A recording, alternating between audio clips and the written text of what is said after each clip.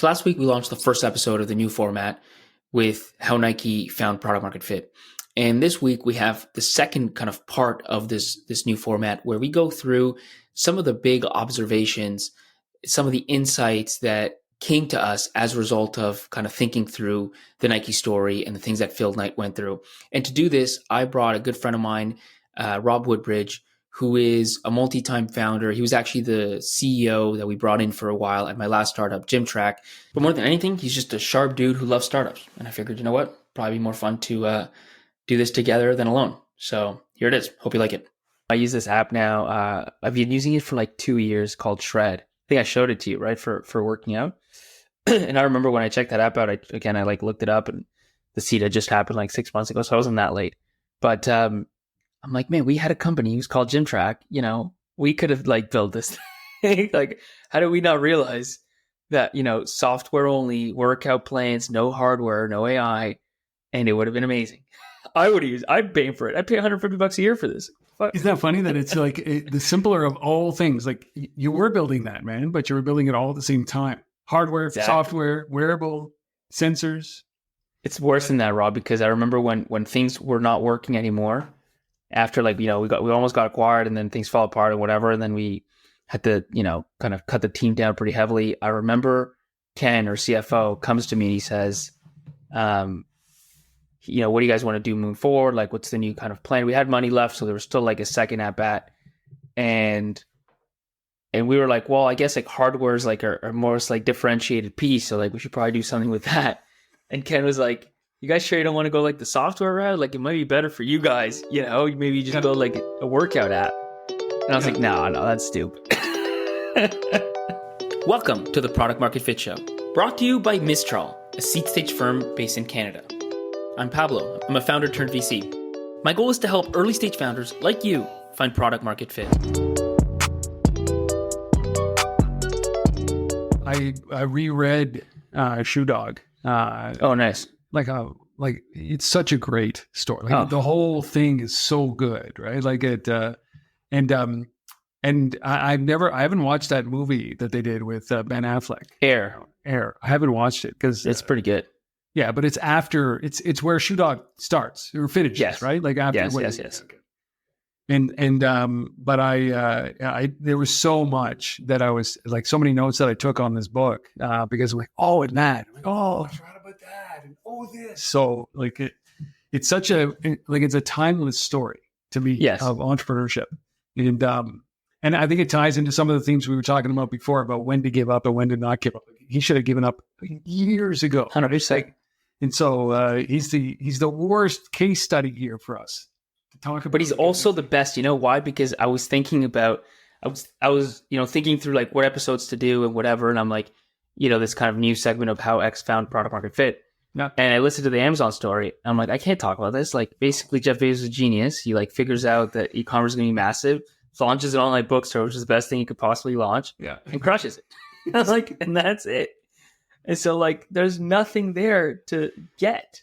Like, what do you learn? Every tool that he's built since then has been as a direct result of his original idea growing so big and so fast that nothing else was available. And then he had to build his own delivery fleet. He had to build his own cloud server. They had to build everything. Yeah. And then not only that, but you saw obviously AWS became this massive thing that, you know, out of left field. And now I just saw that like if you look at just the profit from the advertisement business is now matching the profits of AWS. And it's just like, what's going on? Like, who is this guy? Well, like, okay, let's talk about Nike then. Let's jump into Nike. I'm going to like not a deep dive into the story, but some of the highlights of things that resonated that we've experienced or that we've gone through or that we've seen or worked with companies that are going through. And I think that would be the key to me is to come through and say, like, what are the biggest,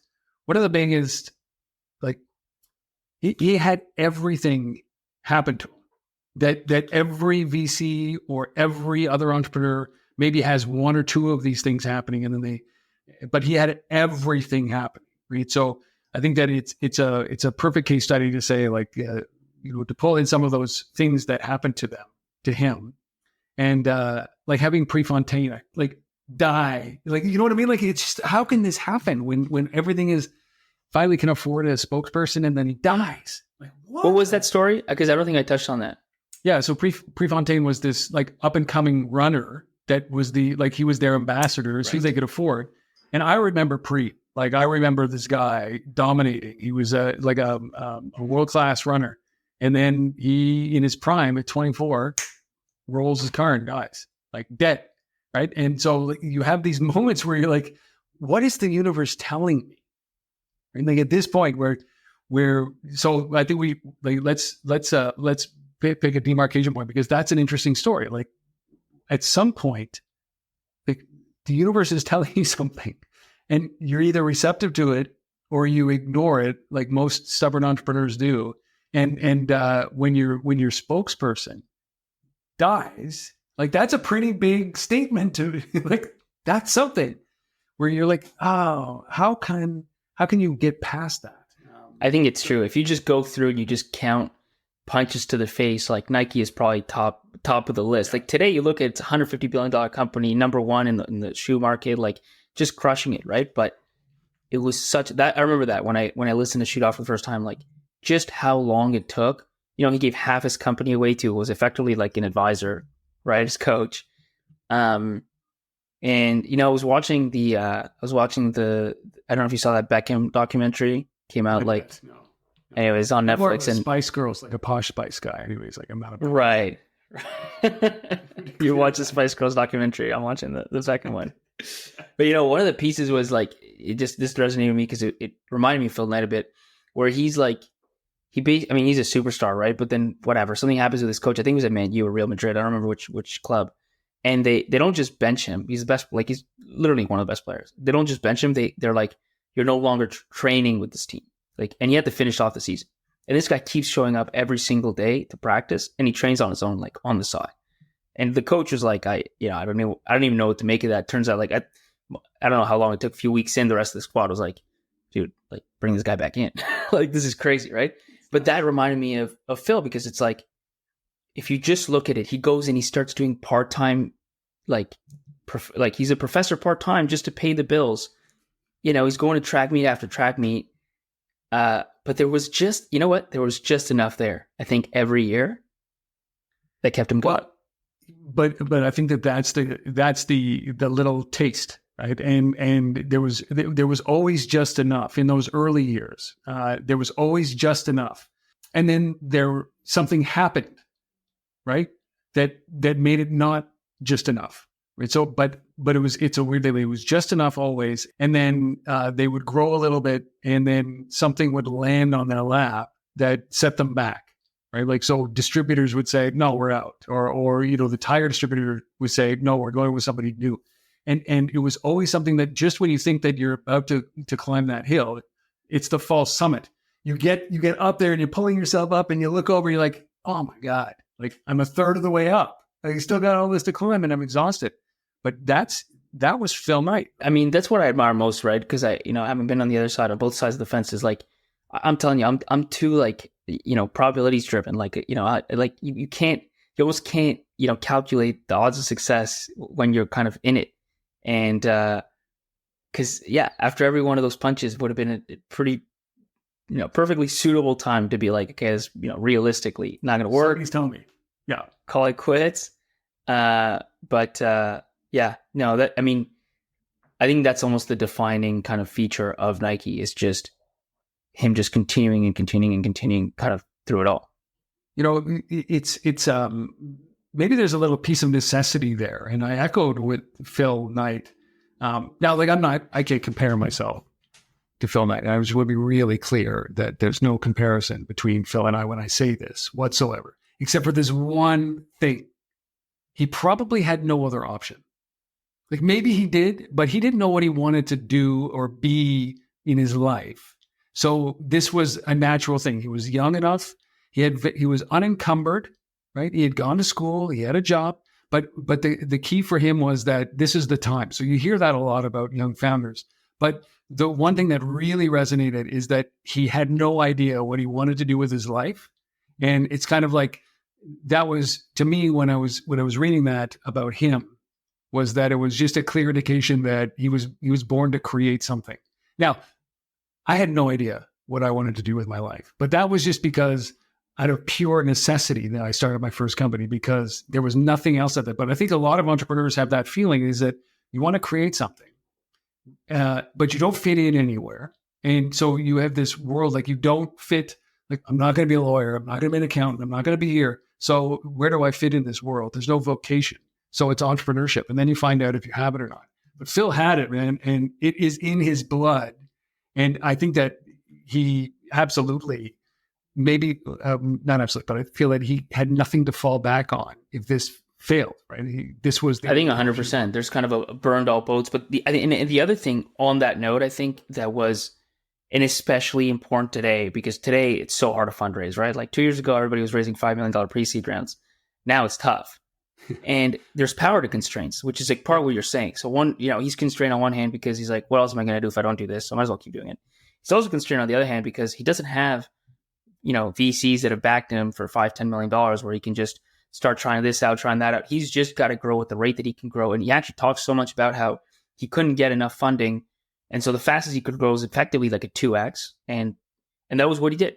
And I thought to myself, because this whole WeWork thing, came out, they're filing for bankruptcy, which is a whole other tangent I want to touch on in a minute. But, I think to myself, like, what if Vision Fund existed, in the 60s, right? And what if this guy went and somehow secured like $10 million, like, way too early? What would that have done? Part of me believes, because I've seen so many founders I've spoken with who told me, like, these are $1 billion founders who were like, I bootstrapped early on, or I raised like 200K, like really, really small. And it was such a blessing at the end of the day. It's not, most of them, by the way, try to fundraise. They just couldn't. But they're exactly, like, ultimately, it's not like they wanted to, like they were smart, like they were like thinking, oh, I really should bootstrap. It was like, I'm trying to fundraise and I can't. No. Then they look back. Exactly. Like, don't let me pay myself so I can, eat.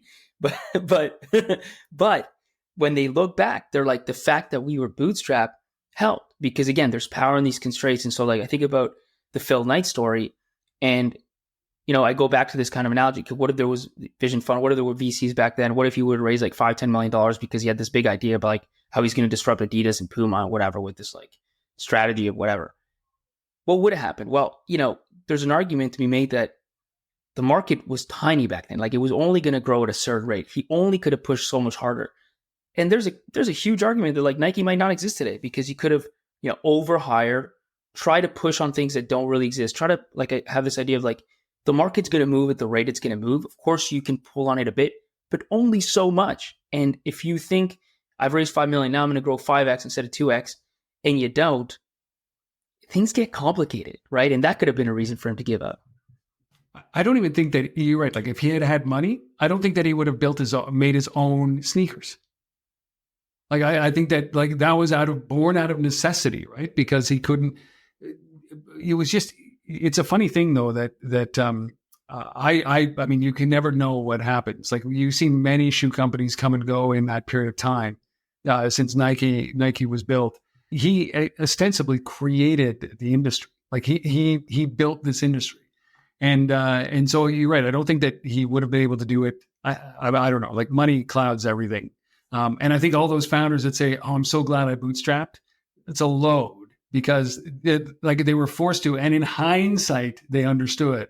And I think that helps for their next company or the next company, because they understand what it takes to build a company. But there's nobody that wants to be in this situation where of course you don't. But I mean it. Like, here's the opposite side. I've seen founders who they had their exit, right? Now they're on round 2. And especially last couple of years. I mean, if you were a proven founder with a cool story, you raise money 100%. And I can tell you what happens when you raise more money than you actually can deploy is you get fat. Like, whether it's you hire a bunch of people, lazy, you polish everything, because why wouldn't you do it? You have the money to do it. And I think it was Jack from Clio, CEO of Clio. One of the things he said to me was like, because we like, just think about the overhead when you start hiring. You think that if you have 2x the developers, 2x the marketers, you move 2x it fast. But if you don't even really know where you're going, or if the market isn't ready to like take that growth rate, it's not just wasted effort, wasted dollars. It's actually decreasing productivity, because when you're smaller, there's no communication overhead. It's you, it's 3 other people. You're on the same boat. You're swimming the same way. You don't even need to talk about strategy because you know it. And so, these are the things I think about back then. I'm like, man, there's $100 million, $200 million market in like shoes. There were these competitors that had market share. You're only going to grow so fast. And so the kind of the fact that he was constrained and had to kind of just do what he did and take it kind of slow. And by the time that Nike came out, as you said, like out of opportunity, out of necessity, he had a whole distribution company built out. Never planned it, but organically, that's what happened. He built it step by step. Well, one of the best parts in the book, it totally resonated with my thinking as a business, as an entrepreneur, as an early entrepreneur. Like never considered, like way back when I was young, like 100 years ago, VCs weren't something that you went after, right? Like VCs were, it was reserved. There was not a lot of it, especially in Ottawa. So you're building a company based on revenue. And so there was this scene where the company Nike lost $57,000 in a year. They lost $57,000. Think about that for a second. Nike lost $57,000. It's like nothing today to any company. Right. It's like what an engineer makes in like a day or something. Pretty much, yeah. Lament that. And it's $57,000. And the board was beside themselves. They're like, I can't believe you lost 57. What are you doing? They were completely beside themselves. And so, but that's the thinking that I always grew up on. For me was that, like, I never understood how you could lose a penny at the end of the year and still be in business. Like, it doesn't make any sense to me. Like, that's illogical. Like, so I get it. Like, it was what drove me is that, like, you in essence are an all cash business. Like, the cash that you have is what supports you. There's no, maybe you get a line of credit or a credit card like everybody does. But at the end of every year, if you're negative, that said to me, hey, dude, you're out of business. And so I get that thinking that it was like you, and back then when he was building it, that was the mentality. Like, you don't lose money. You can't lose money. And that was the first hurdle to get through, is that how do you convince a board of friendlies, no doubt, but a board nonetheless, that it's okay to lose $57,000 in this company when that was unheard of. And that stuck with me because it seems so innocuous, especially when, we talk about WeWork and the money that they're spitting out in all of these companies. I work for a bunch of those companies. It's $57,000 an hour is what they're losing. Yeah, that's right. No, it's nothing. It's not in a year. It's a total, and that's, I think, something that we don't realize. Like in the startup world, we've become addicted to revenue and revenue growth, right? And that's like even like it was in the .com was just like eyeballs, right? And then at least like we progressed over to revenue, but we forgot for a while that like all revenue is not made equal, and you got to kind of look, I think, just one step below that, right? You got to look at gross profit, because forget losing money when it's all said and done. I mean, what was happening in the last few years, think about WeWork, like they're losing money on effectively every sale. Like that, ultimately, yeah, sure, they probably have some locations that are really working, but I'm sure if you look at it on a city level, how many cities were just like completely unprofitable. I was talking to one of the kind of national like companies that was literally a unicorn doing like 70 million in ARR, and then now it's bankrupt, right? So it went from like 100 million ARR to bankrupt. And in this case, I had access to like one of the top people of the company, and I asked them, how does that happen, right? Like, how can you go from literally unicorn to zero? WeWork was even bigger, like 50 billion to zero. And in his case, what he said was the only thing that mattered to us and the only thing that mattered to the board was revenue growth and customer satisfaction. And we crushed it. We were tripling even at that rate. And WeWork was like doubling, they doubled, I think, from it was like 2 billion to like 3.5 billion in a year. Like, that's massive growth. And in their case, they had huge, amazing 99% customer satisfaction. But we lost money on every single sale. Every time we sold, we lost more money. There was no margin, not even gross margin. And that's the difference. Like, we just got so addicted to revenue. We just all kind of over time stopped caring. Yeah, it's supposed to sort itself out at some point, right? Like where you're but not if you're, yeah, like how do you, if it's, you know what I mean? Like if it's okay, too many employees, yeah, at some point, because you add more margin. But if you lose money every time you make a sale, how does that work? Like, how is that supposed to work out?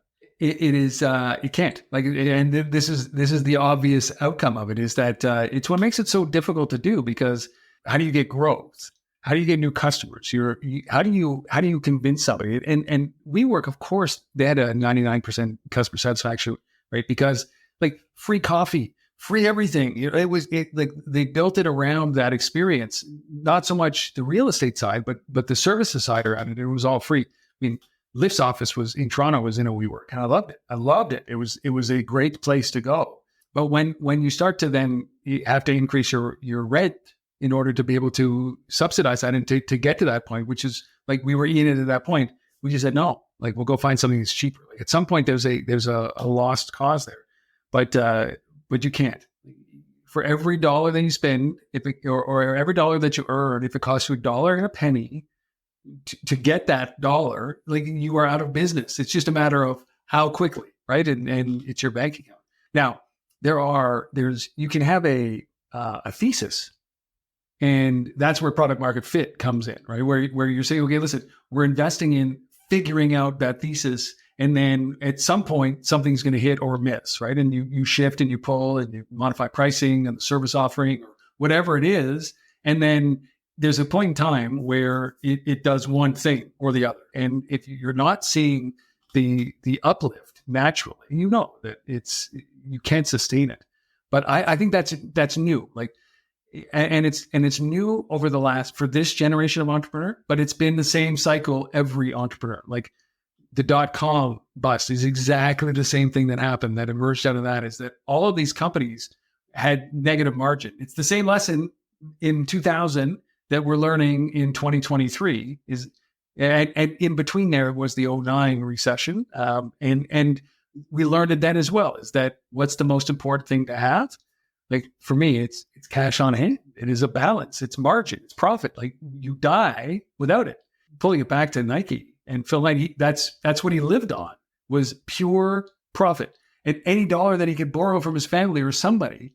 And at some point they all said no. So it was just what he could earn. Funny enough, that was, the change in risk, right? Like risk back then was piling everything back in. Risk today is like selling $1 for, like selling something, getting $1 and spending 110 on it, right? It's just about, can you imagine an entrepreneur today? Like, and we have this because there's manufacturers, but think about like buying inventory. Like, isn't that like, it's a foreign concept right now? It's like, and shipping it to America or to Canada and then housing it in anticipation of selling it. Like that's how business was done. Like, it's not like you put it out onto the internet or you put a store out and then you order if you want, or you write some code and you sell the code. Like that's how it was done.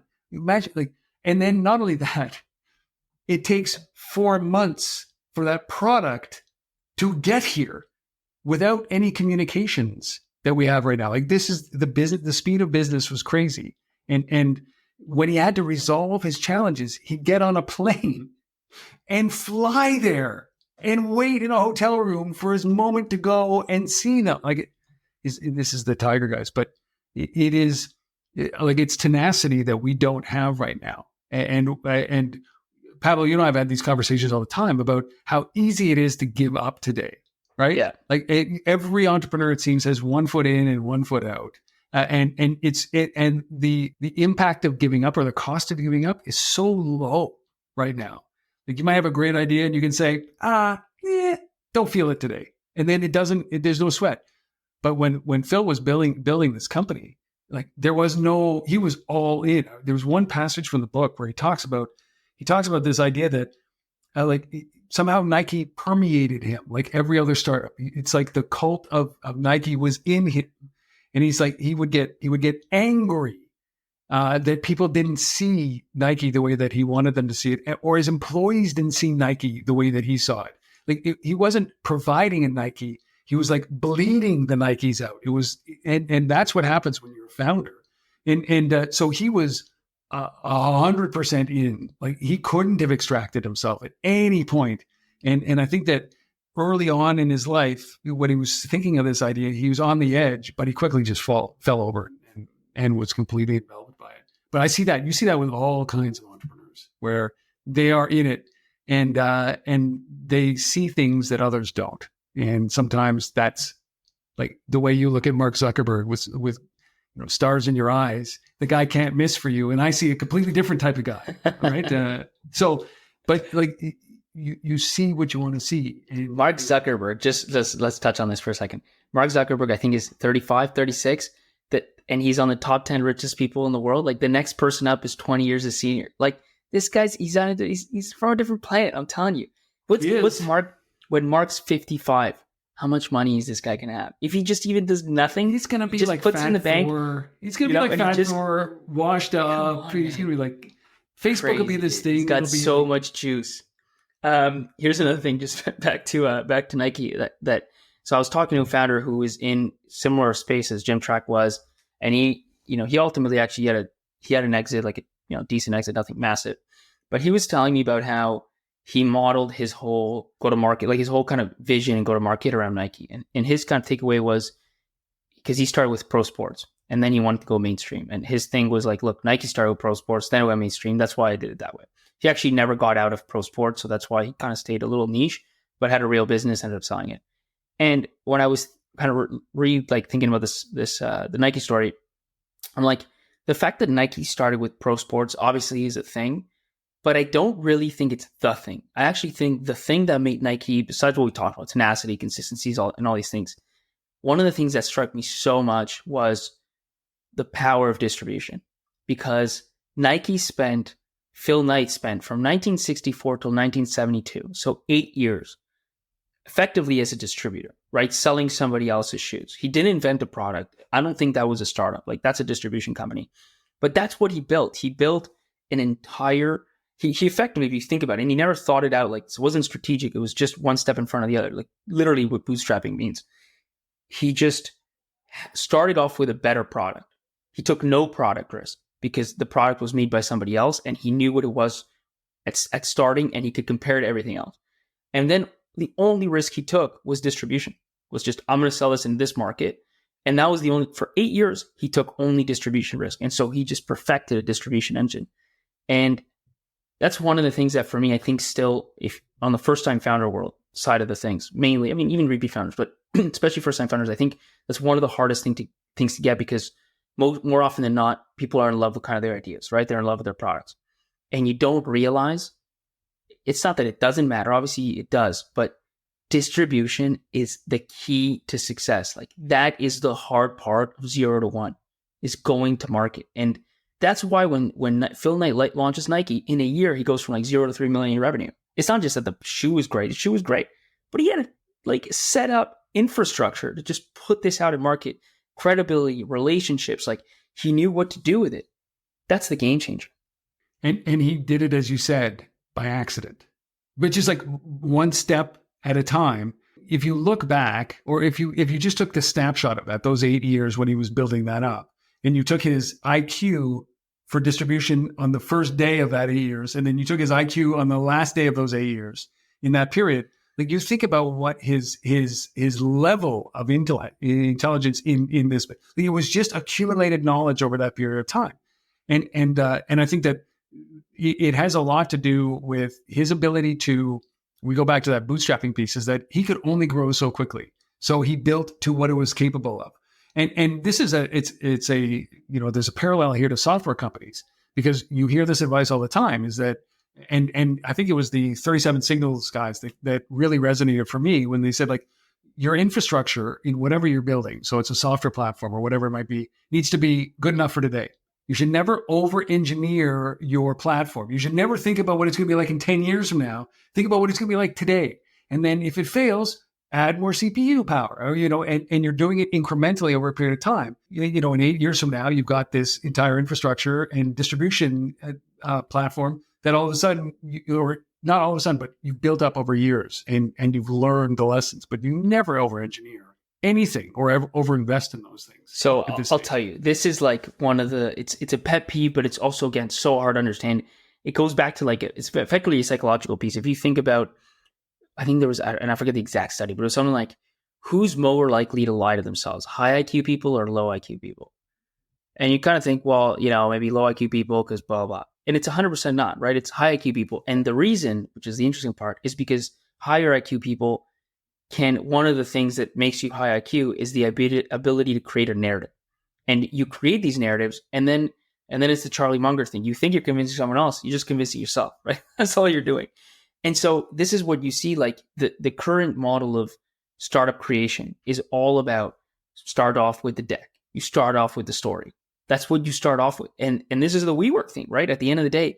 And then I guarantee you, like, Adam Newman believed in the power of community. He believed in community adjusted EBITDA. Like, he believed these things were real because for a decade he'd been telling himself they were real, and everything around him only reinforced that, right? And he only would have seen the things that reinforced it.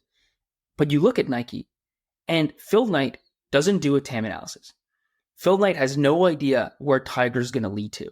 He has no idea how that he's going to create a distribution machine, that he's one day going to create a shoe. Like, he doesn't have this, like, oh, this is my SAM and my SOM and my TAM. Like, this is how it's going to grow. And here's my, he sees multifaceted go-to-market stages. I'm going to take this beachhead market, then I'm going to use it to, and it's like, not a thought. I get it, because I'm that guy. Like, I'm the guy that just organically is going to have those thoughts and want to think this through and 10 steps ahead. But you said this once, right? It's think in steps, right? So the number one thing is, how do you sell one thing? Like, how do you create one unit of value? That's the thing he did. He sold one pair of shoes, and he's like, oh, and people liked it. And then he sold 2 and then 4. And that was it.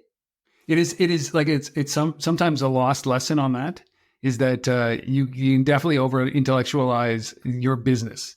And that's why you see, like, and you see, say, construction companies that are big construction companies that they've accumulated a lifetime of knowledge about the construction industry and how it operates, but for the most part, they're lunkheads. Like, and I say that affectionately, right? But like, and you wonder how some of the richest people on the planet are doing that kind of business, and aren't reading Tolstoy or the New York Times or the Wall Street. Like, they're just doing their business, and they start and they just go. And so I meet a tremendous number of people because we did some work on the house, and these guys run their own foundation companies or their own framers, and they're very successful people, and they just show up to work every day, and that's all they do. And it's because they just started and they just did it, and they just sold their first house. They sold their first job. And it's a huge lesson to learn that you don't have to. Sometimes you should think about it, and I think you need to think about it in earnest when you're going out to find somebody else's, or spend somebody else's money, or trying to get some investors in it. But until that point, you're building something on you, and you just go and do it, but one step at a time. It was a big lesson. But the other thing that was so unique about Phil was that, like, he had no right to sell shoes. Right? Like, he's not an expert in the make of shoes. He's not an expert in anything to do with shoes. Yet that's the business that he got in. It's like Bezos and books, different opportunity and scale there. But like, Bezos isn't a book expert. He's not that. He's opportunistic. And Phil Knight was not a shoe expert. Like, all of the suggestions that they made came not from him, right? Like, that's the thing, is that he leveraged other people in order to be able to build this business. So I often think about this about a team, and that early stage team. And this is what Phil got right, was that I don't believe in divine intervention, but sometimes you wake up in the middle of a company and you're like, I wouldn't have been able to do this without all of these people, right? And for some reason, they're sitting here in this company at the right time with the right product and the right temperament and the right mindset. And all of a sudden, you've got something that, in your mind, the story you've told yourself is it's undeniable. And so he had that. Like, he had that, and the ability to tap into the minds that he needed to in order to build the company. And he had the tight group that was the right group for the right reason at the right time, in the right time in the universe, in the right year, with the right initial product. And that stuff, it's like lightning. It doesn't happen very often. It doesn't. But then it didn't, because it took him 9 years to get any traction where he could actually take a salary. That's right. If you look through we talk only about Phil Knight, obviously Bowerman, I mean, he gave up half his company to get him on board. That was massive. Without Bowerman, he doesn't even have the Nike shoe. He doesn't have the Nike shoe. Nike never happens without, I forget the name of his first salesperson, but he was, kind of all in type of person. So power of teams is another thing that comes out. Funny enough, it just back to something else you said, like you're talking about Jeff Bezos. I think for me, Jeff Bezos and Phil Knight on this piece are exact polar opposites. Jeff Bezos is one of the very few, like an Elon Musk, one of the very few founders who actually did, for being honest, predict. Like, go out and say, oh, the internet, oh, e-commerce, okay, books. Like, didn't start from, oh, it'd be cool to sell books to somebody. It was like really top down. But I would almost say to you, there's one Phil Knight for every 1,000 founders, and there's one Bezos for every 1,000 Phil Knights. Like if you look at the success route, you're way more likely to find success if what you're chasing, because, it's not about never think about market size. It's about what are you going to prioritize? And the thing you got to prioritize above all else, it's kind of like value is bigger than market size. Like prioritize delivering value, and that tends to take care of itself versus, because this is not what I see. Like what I see is TAM. Is it a big TAM? Is it a big market? Right? Here's the market. Like here's how we get 1%, and that's just not, when you look at most of these businesses, Shopify is another one that comes to mind. Just not how they were built. No, and they were built where you had to believe in the outcome, right? You had to suspend. So we bought this house, and I'll never forget it. It was a long time ago. It was like 13 or 14 years ago, and it was a rental unit. And we were outside in front of the house here. The real estate agent says, "Okay, you have to have an imagination." Like that's what she said going into the house. You have to have an imagination. So we're like, okay, whatever. So we walk in and we're like, oh, I get it. Okay. She set the stage, but you had to see the vision, the long-term vision of what it could be. And I think that's the thing that sometimes gets lost in this. You have to see the long-term vision. So when somebody comes into a business like this, like Bezos, you do have to see the long game. But with Phil, his long game was 30 days, always 30 days, exactly. Always 30 days. But then he had this one moment, man, where I've been sued, like as a business, right? Like we've had in every business, you've got something. You've got something wrong with an employee, or you've got something wrong with like a provider, or whatever it might be. And so what I learned very early on, this is a really important lesson, is that you have to clearly distinguish between feelings and business, right? You without hesitation. Like that doesn't mean you're a total prick when you're working with people, but when you were getting sued, the best advice that I ever received from anybody was you can't be emotional about it. Like you can be angry about it, but you have to swallow the anger and do what's right by the business. Always what's right by the business.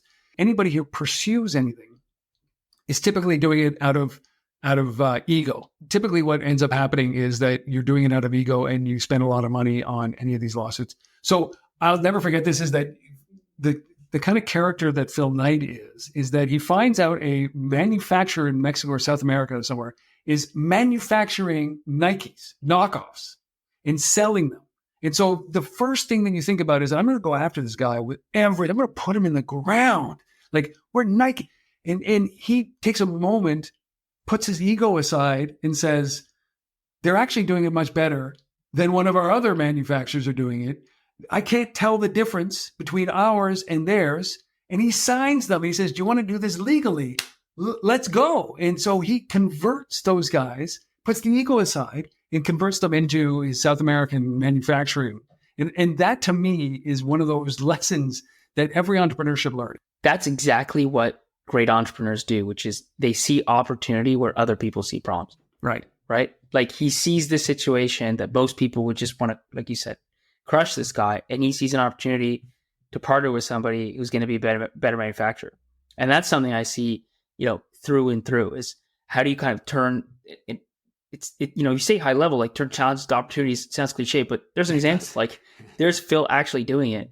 And I think one of my pieces is I just find like Phil Knight is the sort of founder that you can really, Phil Knight's obviously exceptional. He created, one of one company, but if you're going to copy founders, he could be top of your list. Like Bezos is hard to copy. Bezos, like he's on some other pyramid of whatever. Like it's just unlikely. Elon Musk is another one where, it's really hard to copy the sort of things he did. But Phil Knight, year after year of doubling, of consistency, of tenacity, of taking opportunities and making the most out of them, like those are things that most most founders can do and should do. And, on that, one of the things I saw today, I'm a big fan of Ben Thompson's trajectory, and, that I'm sure you know that newsletter. Anyways, he was talking about, he's comparing Gates and Jobs. And he's talking about some there's this new kind of executive order on AI that Biden put out. That's what he's talking about. But the point was, obviously Microsoft got really nothing out of mobile and Apple owned it. And he goes back to this interview, I guess a decade or two ago, right? And they're asking Gates and Jobs both on the stage, and they're asking both of them about the future of mobile. And they go to Gates and they say, what do you think about mobile? And Gates says this pretty specific things there's going to be navigation, there's going to be obviously internet communications, all these sort of things in a device, but it's not going to be the core. You're going to have, it's kind of going to be the satellite thing, right? The core is going to be your desktop and whatever.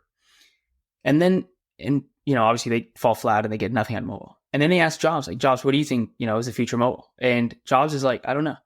That's his answer. His quote is I don't know. I just it's changing so fast. There's so many things happening. People are just reacting, opportunities come out and then, they just build on that honesty towards uncertainty. And that was his point, but I totally buy into that. Who won, right? It was not the one who had this set out vision, everything quote unquote figured out, rigid. Because that's the problem is what we were saying before is Bill Gates probably believed that vision. And because he believed it, it got reiterated. And all of a sudden he went all the way in this direction. Jobs was way more fluid. And so he got to actually start from first principles, made the most out of what mobile could have been, and then built on that. The App Store came later, things came later, right? There's value to that. There's value to just looking at what's right in front of you and maximizing that opportunity every time. Yeah, and then you have Satya who embraced the cloud world, right? You see the change of guard and the impact that really building on that ability to change. And Gates and Ballmer were those guys that were stuck. Gates had written a book called The Road Ahead, and he never mentioned mobile in it, whatsoever. It shows you how dismissive they were. But I think that that's a narrative. And so Microsoft's entire business is desktop software and not network desktop software, per seat software. So you are telling the world exactly what your vision is, and you hope it never changes. And Steve Jobs just says, you're right, I'll roll with it. And he rolls right out. It's what a great lesson to learn. That's incredible. It is a very clear understanding. Nobody knows what's going on. And nobody knows what this world is going to be like a year from now, let alone 10 years from now, because there are so many forks, and it's better to have an open mind like Steve Jobs. But you end up trying to protect yourself as an established company when you have up and comers fighting after you. Clay Christensen used to write, or he did until he passed. He wrote about that. The innovators dilemma is that you are blinded to the things that are below you, and you start to give up your market to those guys because it's not worth your effort to go after those types of businesses in those markets because they're low margin, and then you get swallowed by the competition eventually, and that's what happened there. I'll never forget Microsoft and mobile, because I had an iPack, the very first pocket PC devices. It was this big thing, and it was, you couldn't connect it to anything. It was basically a useless piece of hardware, and then you had to buy a sleeve with a modem, and it was and an extra battery, and the thing was maybe 4 inches thick, and you had this stylus, and every once in a while you could connect to dial in. It was like a modem. You dialed into an ISP, and that's how you connected.